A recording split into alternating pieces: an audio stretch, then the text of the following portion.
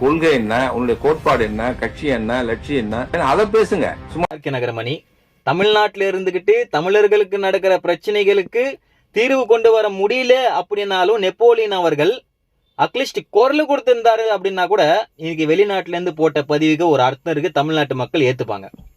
இப்போ திடுதிடுப்புன்னு எந்த பிரச்சனைக்கும் குரல் கொடுக்காதவர்கள் இன்னைக்கு வெளிநாட்டுல இருந்துகிட்டு ஒரு பதிவிடுறாரு. இது எப்படி ஏத்துப்பாங்க? இதுலயும் பாருங்க, அவர் மக்களுக்கு சப்போர்ட் பண்ணல, கட்சிக்கு சப்போர்ட் பண்றாரு. நீங்க முதலமைச்சர் அவர்கள் அங்கிள்னு கூப்பிட்டது தவறு அப்படின்றாரு. அப்ப இதுல என்ன பேசியிருக்காரு? கட்சிக்கு சப்போர்ட் பண்ணி பேசியிருக்காரு. தளபதி தமிழ்நாட்டில் இருந்துகிட்டு என் மக்கள் எதுவும் பண்ணாதீங்க, நான் ஆபீஸ்ல இருப்பேன் இல்ல வீட்டுல இருப்பேன், என்ன வேணா பண்ணிக்கங்க அப்படின்னு சொல்லிட்டு தமிழ்நாட்டு மக்களுக்காக தனிச்சு நிக்கிறாரு. சோ நல்ல தலைவனுக்கு அதுதான் அழகு, பின்வாங்குவதில்லை. சந்திப்போம் நெப்போலியன் சார். நன்றி.